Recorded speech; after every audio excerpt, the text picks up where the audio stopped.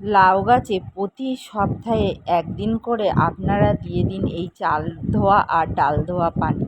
এই চাল ধোয়া ডাল ধোয়া পানিতে আছে humic acid, boron, iron, zinc, এইরকম নানা রকম পুষ্টিগুণ।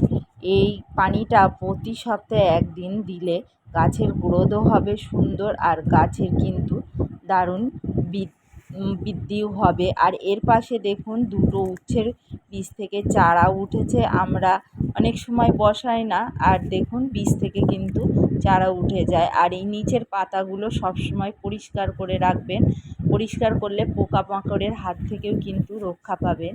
আর এই যে দেখুন আমি কিন্তু লাউ গাছের পাতাগুলো পরিষ্কার করে নিচের থেকে কেটে দিচ্ছি, আর এগুলো কিন্তু ফেলে দেব না, একটা সবজির সঙ্গে রান্না করব। আর এই যে আমি পিঞ্চিং করে দিয়েছি, 10-12 পাতা হলে অবশ্যই পিঞ্চিং করে দেবেন। আমি একটু মাচায় তুলবো তাই আরও একটু লম্বা করার পরেই পিঞ্চিং করে দিলাম। আর মাথার উপর থেকে আমি 4-5টি আমি যে ব্রাঞ্চ আছে নেব, আর বাকিগুলোকে